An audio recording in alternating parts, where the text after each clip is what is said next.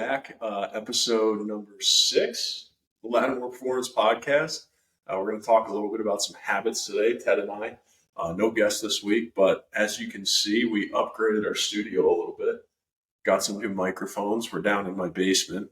This is big time. Yeah, this is pretty sweet. I'm pretty excited. It's worked really well so far. It's been a little, there's been a few kinks in the setup, but that's all a part of the process. Yeah.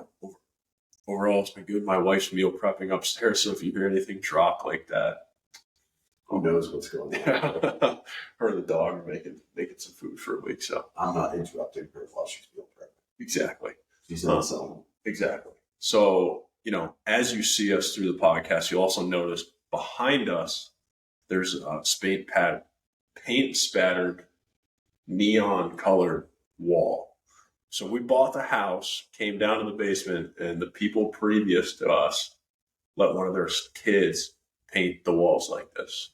There's also black lights. 1, 2, 3, 6 black. So Colin loves it down here. Yes, my almost 5-year-old son absolutely loves to rip around. So we haven't actually, it's our new podcast studio. I haven't done anything with it in the 6 months we've owned the house, but I like now we're doing something. Yeah, it's comfortable. It's nice. We might have to paint a little bit. That's fine. Again, part of the process, right? But yeah, whatever. We'll get there.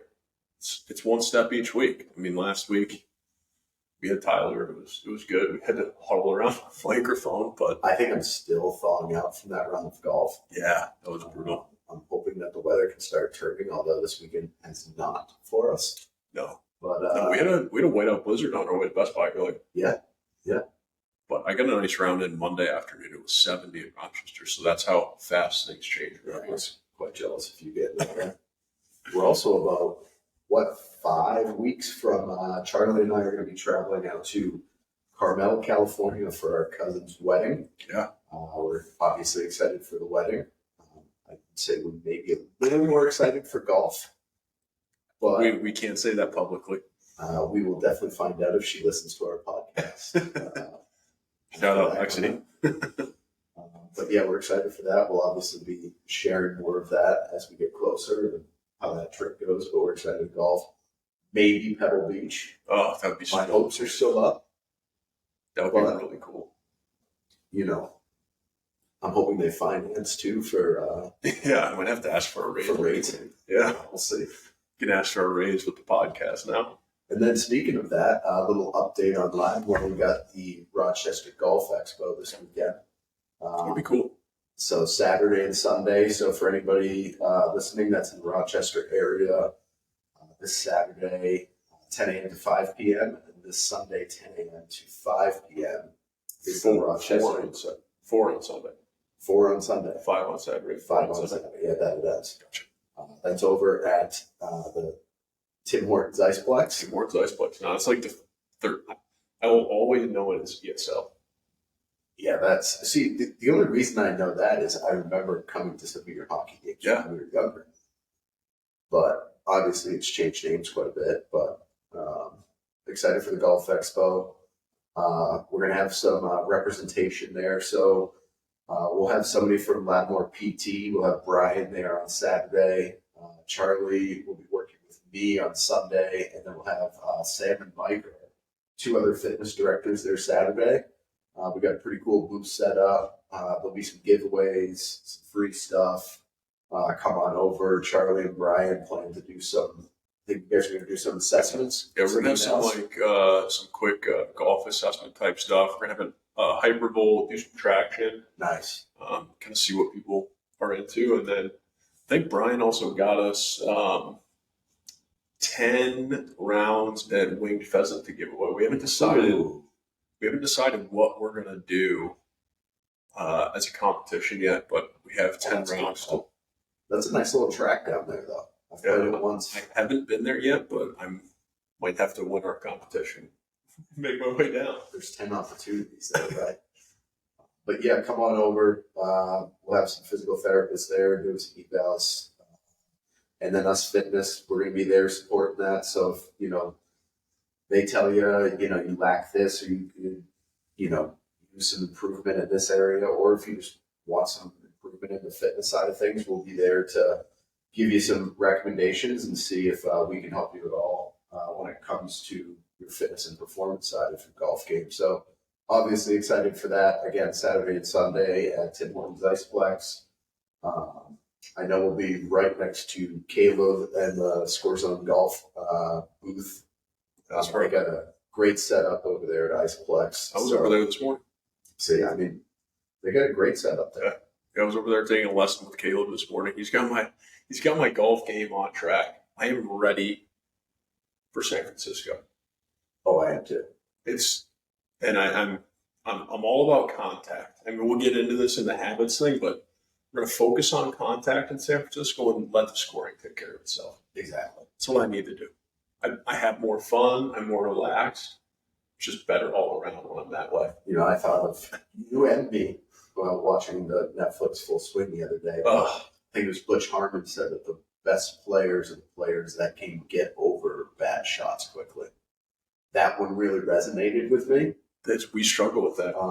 I know I struggled with that. Was it last 2 weekends ago? No, it was last Sunday. A week ago. So a week ago, we were out playing golf in 55-degree weather. Today we're in a white blizzard. So yes, March in Rochester, New York. Rochester. Hopefully it starts going from there. But yeah, excited for that. And let's kind of get going into what we want to talk about today. Obviously, we don't have a guest this weekend. Hopefully, we can get one here soon. I know we have a lot planned. But we wanted to just kind of dive into, habits and how to build, really sustainable habits. And I think it applies to it's something that everyone's looking to hear more about, how we did it, how people in our lives have done it. You've read, I know we'll get to it, but you've read Atomic Habits. I don't know, did I give you Atomic Habits or did you give me Atomic Habits? I'm not sure. Maybe we read it at the same time, something like that. But that was a great book. We'll get into a little bit more. But, I wanted to start off. We got some notes that we came up with, but just a definition of what a habit is. I wrote down 2 definitions. Number 1, a settled tendency or usual manner of behavior. Number 2, an acquired mode of behavior that has become nearly or completely involuntary, which I kind of like the second definition a little bit better there, because when you think of a habit, it's just something you do. You don't think twice about it. You don't even actively think about it during the day. I know the biggest habit, doing some research on is brushing your teeth. Right. You don't think about brushing your teeth before you go to bed. You just do it. Yeah. It's your nighttime routine. Yeah, exactly. And like I said earlier, habits are in all forms of our life, right? So, on this podcast, we talk about, performance, rehab, obviously all those modalities and things we talk about, have to come and stem from having, good habits. So just being able to break this down more and kind of share what we've learned from either authors, coaches, our own peers, our own experiences. I think my wife, Haley, who still hasn't listened to the podcast yet. Well, really? I did not know that. Yeah. I keep asking her to, but, so she may never know what I'm about to say because we don't want her head to get too big. But she has been, you've seen it over the last year and a half. We got married last July, and last January, kind of she played college soccer, and I played college football. We both kind of fell out of the habit of working out after that because for so long, you're forced to work out. And you enjoy it because you're playing a sport. It's great. But then all of a sudden, no one's telling you, hey, you better be at the weight room at 6 a.m. tomorrow. Right. Or you're going to have a dawn patrol. Yeah. So you fall out of it real fast. So for 4 years, she kind of fell off the train. She didn't like the way she looked. She didn't like who she had become per se. She was teaching, she was enjoying that. But from a fitness standpoint, she kind of just got lost. And every time she tried to get back into something, it ended up for naught. And then last January, she turned it on, man. We got ready for the wedding. We were getting married in July, and she went, balls to the walls for 6 months, and now she just a 6-pack again. It actually hurts me a little bit. Yeah, I would agree. I mean, she's really set a standard for building habits. I think we can both sit here and praise both of our lives for the two different phases of life they've gone through and what they've done. My wife for having two kids, and she also just did 75 hard with you, right? Did 75 hard after the second kid. After the second kid, now weighs what she weighed pre-wedding. Yeah, so it's awesome. Again, it just all stemmed at sustainable habits for both of them that worked for both of them in their phase of life. Well, I think that, that's a great segue into our conversation on habits, is that it doesn't have to be this grand, I'm never going to drink again, or I'm never going to do that. Like, obviously, if you have but from just a general health perspective, you get a lot of things on the internet where it's like, drinking is bad, don't do it. Or processed food is bad, don't do it. It's like, yeah, but I love the idea of the 80-20 principle. Yes. So like, if you're good at doing stuff 80% of the time, like, or what is it? 20%? 80% of the time, you're good at doing everything on cue. So like, let's just say your diet, right? 80% of the time, maybe you're tracking or you're eating a proper, diet that's good for you. And then the other 20%, maybe that's the time when, you're doing something different, or you're having that dessert that you want, that you've been craving all week. 80-20, it's just a great kind of basic plan for someone who's, really trying to dial something in. But at the end of the day, and I know we're going to say this a lot, we have, is, in my opinion, it needs to be sustainable, right? Yeah, it has to work for you. I mean, that's the thing Haley has said on her Instagram. We've said it a ton of times, and I've talked to her about it pre her figuring it all out. It's like, it doesn't matter what I do. Like, if that doesn't work for you, it's not going to work. Right. So she, now I've switched over to all this Ironman training, and I play golf too much, and that's my fitness. And she is crushing CrossFit. Like, I think she finished the first CrossFit workout, or the CrossFit Games workout, 90th percentile in the world. So she's got, she has a lot of things she can continue to get better with that. But like, she has set small habits, and she's been able to refine those habits as she's gone. Like, right. A year ago, her biggest habit was like, I just need to go to the gym 5 days a week. Yeah. And now it's, okay, been to the gym 5 days a week. Now she's working on specific skills in CrossFit, like handstand push-ups, so and so. So she's been able to progress her fitness goals and habits to be bigger and better, but she started off really small. Yeah. And I think that's the big thing, right? Is like, we all have these goals. Like, everyone's always like, oh, write your goals out. What are your 3 goals? And goals are great. You should always have, your big goals. I think having like smaller goals too that can help form habits, but having a good set of habits will in turn make you get to those goals. Yeah, exactly. And I think sometimes we get so tunnel visioned on the goal of, I just want this, I want this, I want this. Yeah, you get so focused on the end result, yes, whatever that habit is.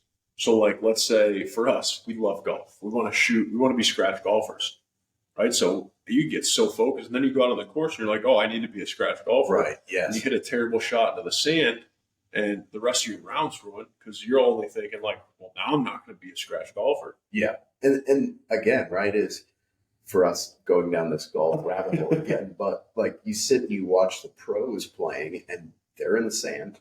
Some of those guys, like, I was reading a stat the other day, like, I go out from 100 yards, and like, I should put it right next to the pin. And there's a lot of pros that are like hitting it 20 feet from the pin, but they do it every time, right? It's done over time. It's built, and you're going to have bad shots, just like you're going to have bad days in whatever you're doing.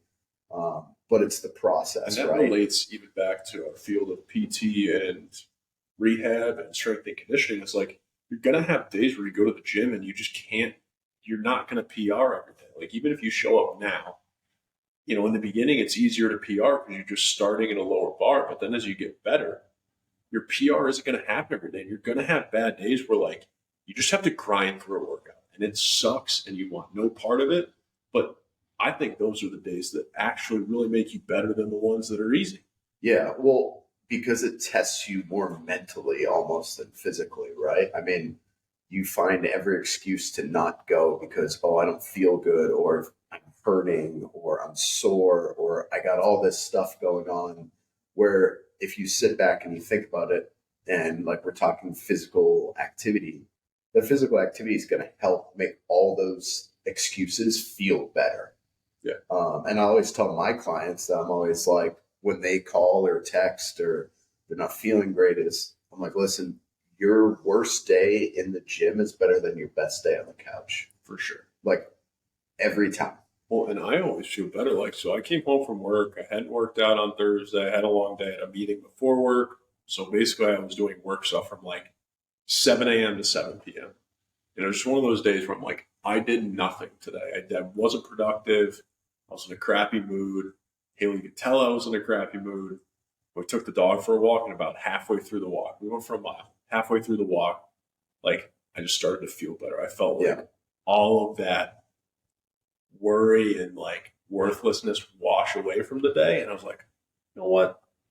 I did do a lot today. Like, I worked for 12 hours. Yeah. That's an accomplishment in itself. 100%. And, you know, trying to stay in a clear path here is, I think, you know, a big thing when it comes to habits, you know, even going back to what we were talking about with Haley and the goals, is one, with goals, there's also a why, right? Everybody has their why, and you have to lean on your why, especially in those darker, harder times. And that's what helps get you through those. And then the process, like, I'm a big process person. For sure. A lot of that is from my days in college football and college athletics. It's a whole year, and it's a years over time. You know, I've gotten away when I was younger doing all those fad diets or fad workouts or all that, but none of them are sustainable, right? Yeah. Is enjoying the process and, you know, knowing where you do want to go, but enjoying all those little benchmarks and all those steps, all the little wins, and sometimes little losses, right? That help us get to where we want to get, and understanding that you're not just going to go to the gym day one and boom, you're there, right? If I had that recipe, I mean, I'd have a lot more money than I do, right? Yeah, exactly. It'd be easy. Yeah.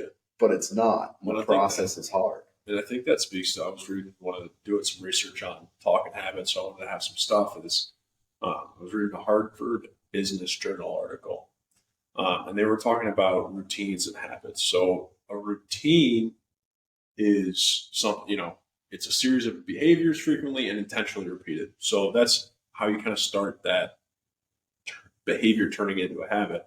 And the thing I love that they said, a behavior has to be a regularly performed routine to become a habit, which I think is so true, because it's hard to do something over and over again before it becomes a habit. Right. Like, you weren't born brushing your teeth before you went to bed.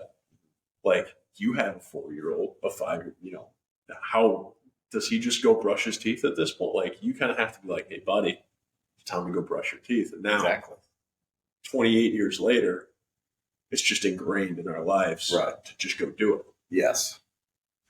Yeah. And I think that's huge, right? Is getting something like that to become a habit is only going to allow you to get to those goals a lot easier and more efficiently.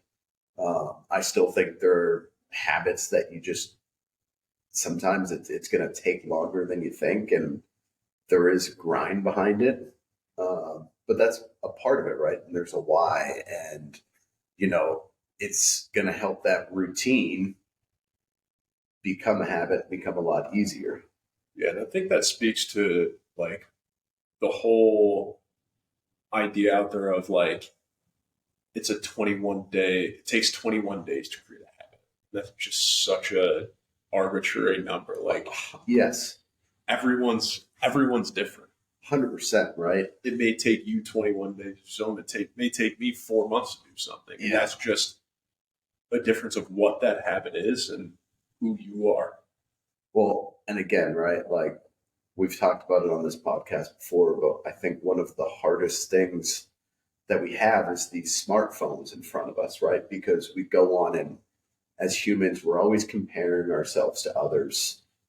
We see things that we want, and it's always like, I want more, I want more, I want this, but we're neglecting how to get there and breaking down, am I doing the right things to get there, or am I just talking about how I want to get there, but then I'm not actually doing any of the actions? And like you said, I there is no number of days it takes for each person because everyone's different.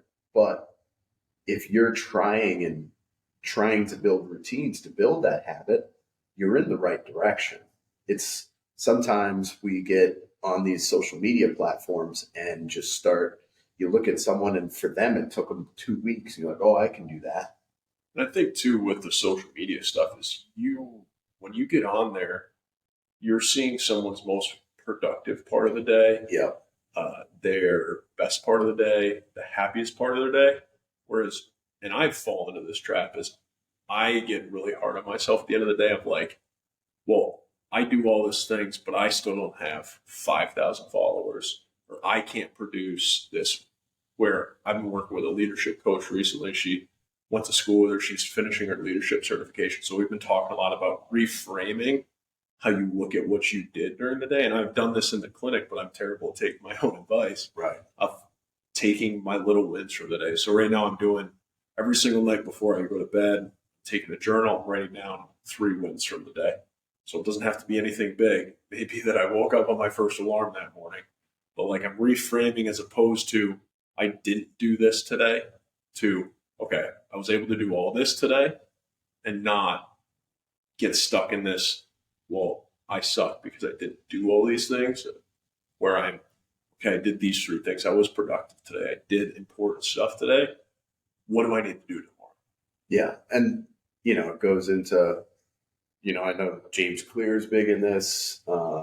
Trevor Moawad, that we love, his books are big in this, but the little wins, I think of like get 1% better every day, Yeah. right? It's the little things that will stack up over time into big things.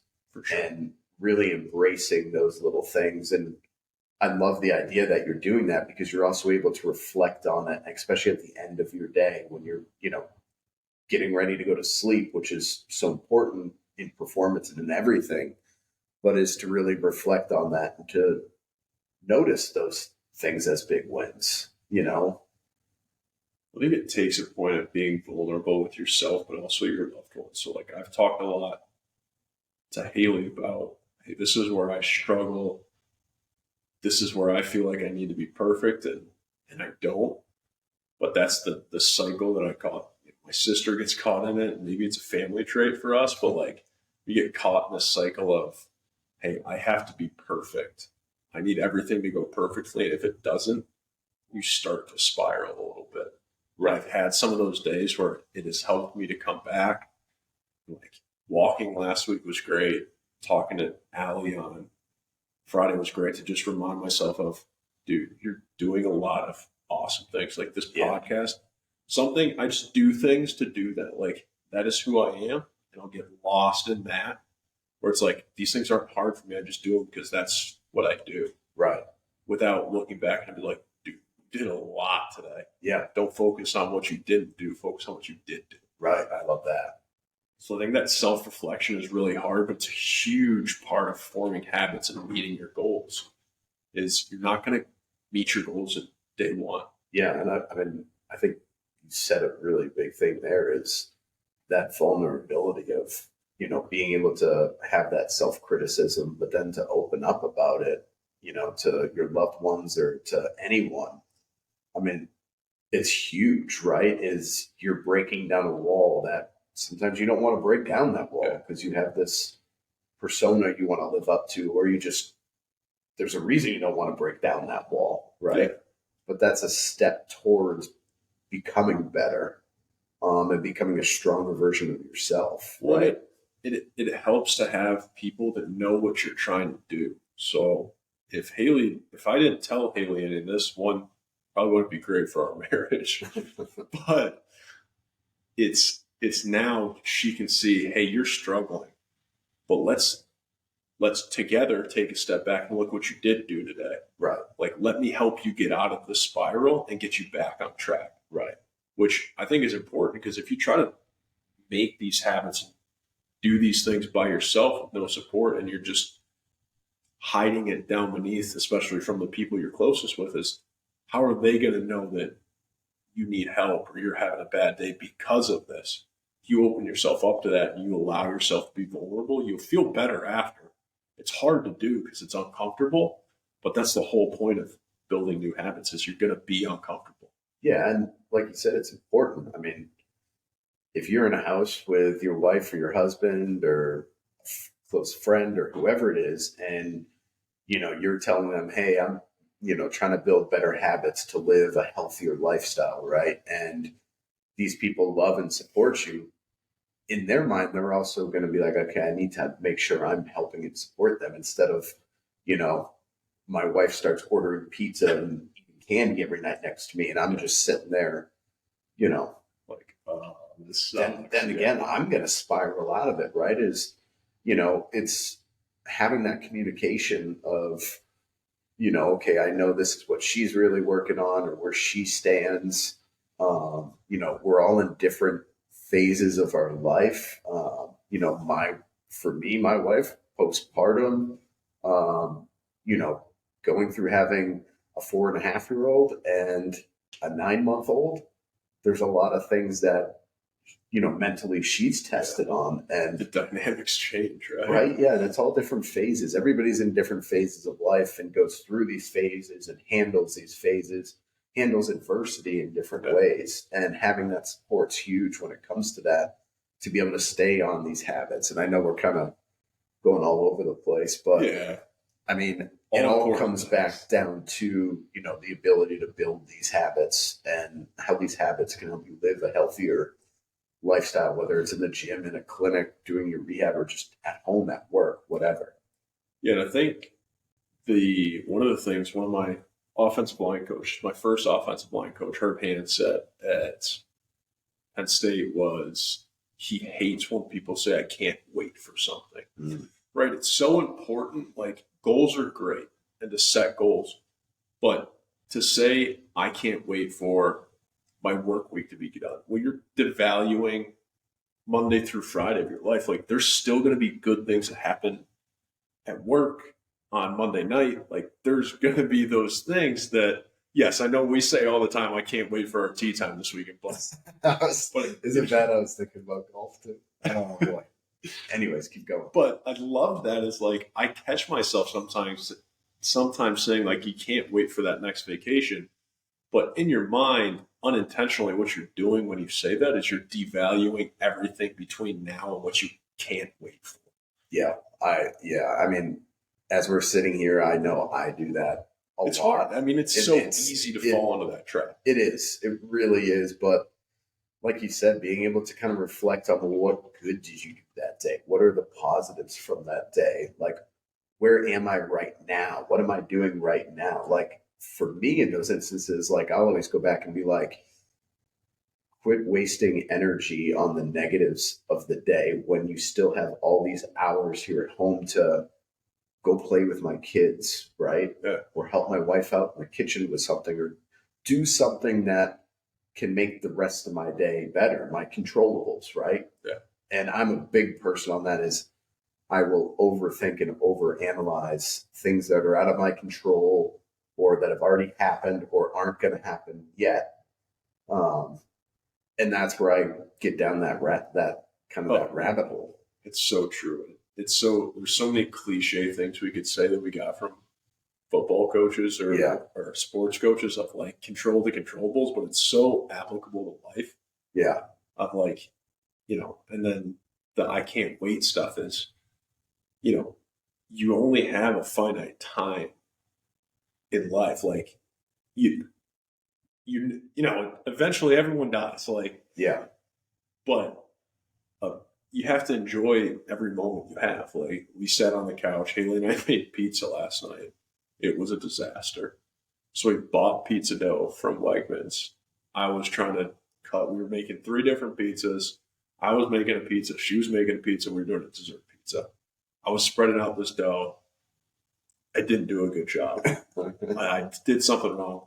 So we literally had to scratch it and I threw it in the trash and I was starting to get heated. I was like, oh my God, I'm going to kill somebody. And Haley was just like, dude, we have the stuff here. I looked up a recipe. We're going to make our own dough. So she took charge. We made dough. Pizza turned out great. It was awesome. I stayed calm-ish. She helped me calm down. But it worked out. Like I said, adversity comes in all different shapes or sizes or conditions, right? Yeah, but I ended up enjoying it. I stayed in the moment. I wasn't like, I can't wait till this is done. I'm over this. Stayed in the moment. I had a non-alcoholic beer, Athletic Brewing Company. Huh? I'm trying to cut back on a little bit of that so I don't feel like garbage in the morning, but it's good. Then Haley spilled her wine on her blanket. Again, more adversity, right? More adversity. Yeah. So going back to, I love what your former offensive line coach said. I think that's huge. This whole course of what we do is, a marathon and not a sprint, and enjoy the marathon, right? And then I think we've mentioned him before, but kind of going back into the whole habits, I wanted to really touch on him is James Clear wrote a book called Atomic Habits. I think he's written another book or two that are up there. Highly recommend the book. Unbelievable book. He again goes into that getting 1% better every day, and he goes into how to get rid of habits and how to start new habits. And I've really taken his kind of 4 laws and how to build a habit, how to really start a habit, get consistent with it, and let it become, like you said, brushing your teeth. So the first one is make it obvious, right? Obviously, we want these habits or these routines to be obvious to us. Well, I think it's before we get totally into all the laws too, of what he touches on really well is that habit doesn't necessarily mean it's always good. So right. Like you have good and bad habits nonetheless. So that's where he's really good at talking about breaking bad habits and creating good habits. Or not even is reshaping them right. Yes. From what you are doing now to what you want to be doing with that same thing. Yeah. So if you have a habit of every night I come home after a day of work and I eat 2 big cup Reese's cups, shifting that to something a little bit healthier. Right. It's the easy of like, oh, I hide my Reese's cups in a tin can above this shelf, right? It's like, well, maybe hide something different in there. Yeah. Like you still have the habit of going to that tin can. Yeah. So how can you replace it, right? His second law is make it attractive, right? It's got to be attractive for humans. It's got to attract us to it. Is getting up at 4:30 in the morning to work out attractive to me? No, but is getting my workout in during a time of the day that I know I will always be able to get it in consistently, that's attractive to me. His third, one of my favorite, is make it easy. Yeah. Right? I think that's where it starts is like you have to start with small goals and small habits. You're not going to, maybe for someone that right now wakes up at 9 o'clock every day and just rolls out of bed and goes to work, making it easy, you're not going to be able to say, hey, I'm going to get up at 4:30. Like that's a huge shift. Maybe it's, I'm going to get up at 8:30 and I'm going to walk for 10 minutes. Yeah. That's easy enough. And that's a small shift. So after you do that for a month, get up at 8, let's walk for 20 minutes. Right. Boom. Look at how much you've changed in a month. Yes. And it's hard to realize that an hour difference, and I say this with patients all the time too, is like an hour difference is huge. It may seem small in the long run, but if you take that and look at over a month, you gain 30 extra hours in the last month of time doing walking or just being awake. Right. Like that's a lot of time. Yeah. And it's an easy, like for your patients, for my clients, an easy shift of like, oh, like I want to do this now. I want to do that. I want to do that. And you can tell like that's an easy tell for me of like, okay, we want a lot, but what are we doing at the stem of this, right? And it's like, oh, I want to do this all at work. Like, I need to get like 45 minutes in at work. I just don't know where I'm going to get it. I'm like, well, how much are you doing at work right now? Well, I don't do anything. Okay, so what about a 10-minute walk, a 5-minute walk, right? Could you do that? Oh, I easily could do that. Start with that, right? Let that build off of that, which is easy. That's what Kelsey's done, right? She walks at lunch every day. Every day. Yeah. And it's literally like having a natural cup of coffee to finish the rest of her day. And, you know, with that, his fourth law is make it satisfying. Just like we're saying is you want all these things. And if you start, you know, doing a 10-minute walk every day and that builds over time, it's going to be satisfying. Yeah. You just create momentum for yourself. Yeah. Because once you pick something that's easy enough to do, you build momentum in it, and then it's satisfying to be able to, whether you hit that check mark of writing it on a piece of paper or, you know, the feeling of coming back to the second half of your day at work after a 10-minute walk, and you're just like, wow, I have so much more energy than I normally do. Yeah. That's great. So anything else you want to cover habits wise? I mean, I think to finish this conversation before we jump into our finishing questions is like habits are hard. It's not easy. You know, we can sit here and talk about the habits we've changed, the habits we've made, how great Haley and Kelsey have done on their journey, had patients in the past that have changed habits, but it's not easy. The process isn't easy, and it's not meant to be easy. But at the end of the day, if you find the right set of habits, you start small, you slowly build up, you build momentum for yourself, you enjoy every day of the process, you're going to like where you're at in a month, 2 months, a year, 5 years. You just have to have that end goal in mind, but break it down chunk by chunk. Yeah. And slowly work to each milestone, and you're going to like where you're at. Yeah. Yeah. In summary, for me, you know, really cling to your why. Enjoy every little win, like you talked about. Start small, make it easy, and know that small wins add up to big wins.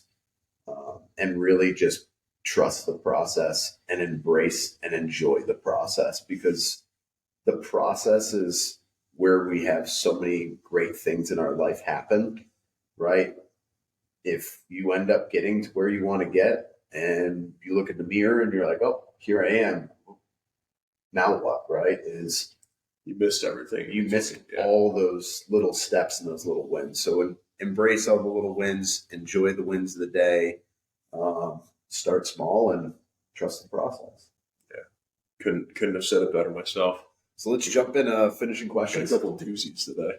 Huh? A couple doozies. These will be good. These are good, yeah. So first one is tell me about 3 of the most influential people in your life and how they impacted you. Do you want to start or do you want me to start? I got it. I got this one. So I'll list them off first. My parents, my high school football coach, Keith Milinich, and one of my best friends growing up, his dad, Chris Taff. So I'll start with my parents. They built Lattimore.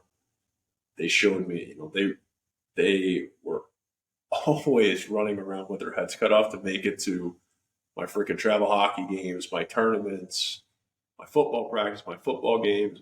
And my dad did not miss a single Penn State football game or spring game in my 5 years there. He bought a freaking RV, bought a second RV after they didn't like the first one, despite going through 2 hip replacements and all that time. So it does not go unnoticed, everything they've done for me, everything they've done for a lot of people. To be something like them and to model my work ethic after them, I think that's gotten me really far, and I really appreciate everything they've done. And they love taking me to Aruba. So, yeah, influence right there. Right, that's nice right there. Keith Milinich, high school football coach. Obviously, he was huge in getting me to Penn State. He's great with recruiting and all that stuff. I definitely would not have made it there without him. But from more of a servant leadership standpoint, he preached that. I think that's huge, is that he wasn't your average football coach. You've seen him in action as, Yep. He was one of the hardest guys on me when I was at Pittsburgh, but also he'd be the same guy that would come up to me, help me through a tough time, be like, dude, I know I just screamed at you for the last 3 hours, but I love you.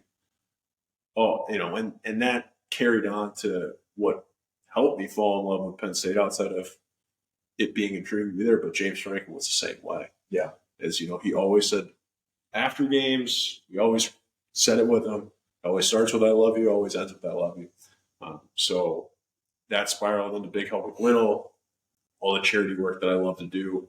Kind of Keith and Coach Winters, he was that guy for me that kind of showed me the way on some of that stuff. And then Chris Taff I would not have my Eagle Scout without him. He was my buddy's dad. He passed away when I was in, I think, 7th, 8th grade. He had a heart attack and passed away, unfortunately. But he had kind of carried me through Boy Scouts in the beginning, or Cub Scouts, got me over to Boy Scouts, and got me part of the way through. And then, I hit the age where it was like, dude, if you want to play college football, if you want to do sports, you can do sports. You can't be doing all this extra. And I always leaned over, but he kept pulling me back. And then when he passed away, I was like, dude, you ain't gonna let this go. You're gonna finish this. You're gonna do both. So I turned in my paperwork. I think 10 minutes before the 5 o'clock deadline, before my 18th birthday, for my Eagle Scout. So, wow, I think he was huge. Just growing up, camping, all that stuff. He was great. Just high energy dude, kind of the same way I try and bring energy in everything that I do, of that personality of you walk into a room, you light the room up. Right. He was that guy. He was awesome. That's awesome. Yeah. I mean, hit us. This is a tough one, because I feel like there's a whole kind of list of people I could, give here. I mean, first off, the ones that, just like you, that stick out to me are my parents, right? As, now as a parent, I think, we're direct reflections of our parents. For me, I have 2 parents that are extremely hardworking and supported us, me and my sister, in a fantastic way growing up. And I watched my mom grind as a nurse. The early days, she was working a lot. And she's just incredible at her job. And then my dad just being a part of a small business and grinding with his, aunts and uncle, or my aunt and uncles, his brother and sisters, to build the business into what they built it, and see it through, and then see them both retire after a big career. It really helped influence me. I mean, I also remember my 14th birthday was being told being told I can legally get a job now. So I think that was I still am very thankful that I started working right at 14, because it started to build so much, responsibility, dependability, trust in others, and just, working under other people and gaining a work ethic from a young age throughout, now being 33, like, that started when I was 14, and I had some great jobs when I was young, but it helped me become responsible. Can't not at some point talk about the freaking fishing charter job. Oh, Coastal Discoveries is the best job in the world. That was the greatest week of my summer. Literally the best job in the world. I think I cried that you got let go. Coastal Discoveries was, or I guess you can kind of say is, but I was a camper there for years. I grew up in Newburyport, Massachusetts, small coastal town north of Boston. They started with 1 boat, 42 foot, and then got 2. I worked on the second boat, but basically we get a group of like 20, 25 kids from, I'll say 8 to 13. And every day we took them out, whether we went up to the Isle of Shoals in Maine, did some lobstering, to stripers and blue fishing, going to beaches, going to different lighthouses, going to Rockport, going to deep sea fishing, going to the beach. It was great. It's the best job in the world during the summer. I was outside in the ocean every day for my job. Did I like the weekend charters where I at that age had to get up at 5 and just cut bait and smell guys starting to crack Budweisers and smoke cigarettes? I did not like that. But there's a reason why I moved on to a different job after, right? But yeah, I mean, just those two, my mom and my dad really showed me the way of having a work ethic and how important that work ethic is to have, and it's a direct reflection of your character and who you are. The next one, I had a couple coaches in high school that really influenced me. My first being Coach Beauplant was our strength coach. He also led a performance camp in town, and he was the one that really got me into switching my lifestyle around because I was a little bit more pudgy as a young high school athlete, and really helped me find the weight room, find better eating, find a better diet, and lose a lot of weight and get better on the field. And in that, it really got me into the weight room and really enjoyed that. And then with that, my high school hockey coach, Coach Amin, high school hockey, I was not a finesse player. I would say I was a program player. Had a leadership role on that team, and I loved having a leadership role on that team. And there were a lot of games I didn't even see the ice other than warm-ups, and that's fine. But I really just enjoyed Coach Amin. He really gave me that platform to be a leader, to grow, to run the team. Definitely not on the ice, but off the ice is where I really led the team there. And then I've had a lot of mentors, I'd say, in the strength conditioning world. I could list a lot. It's so hard to touch on everyone. But the one who more recently has been a really good mentor to me, and I think it was during my years of becoming a dad, was my former boss at Colorado, Drew Wilson. Just an amazing human being. From the professional side of things, but when I had Colin, he was such a great mentor to talk about someone who's in that field and had his kids in that field and is living far away from home. He was a great mentor there. He taught me a lot of things. I still tell myself this every morning because he would tell us every morning. We'd always have a staff meeting. He would always finish the staff meeting with, just remember, how are you going to make the University of Colorado football team better today? And that's for me now, is how am I going to make Lattimore fitness better today? What am I going to do to make it better today? And he was always demanding more from us, but going back to like Coach Molinich, is the demand was always from love and a want for you to get better. And I learned a lot from him. That's what makes the great best coaches. Yeah, absolutely. All right, so I got one last one. I think that was a lot of good 6 people right there. Yeah. In your opinion, what is the most important personality trait / strength someone would need to work in your industry to be successful in your job? Oh, I could give a long laundry list, right? You gotta pick. But I gotta pick the most important personality trait or strength in my field. The ability to build and hold on to positive relationships. You're going to take that one. I knew, yeah. That's a good one. I mean, that's, again, right? In my field, you could have, on paper, the best strength conditioning program ever, right? But if you can't build relationships with whoever your audience is that you're giving that program to, and in turn, they're not going to trust, they're not going to buy in, you're not going to get the quality, that best strength program isn't going to be the best. But if you have the ability to build relationships when you're a coach, or a trainer with your clients or whatever clientele you're seeing, it's just going to go such a long way. That also goes with who you work with too. It's just the ability to build positive, strong, trustworthy relationships. Yeah, for sure.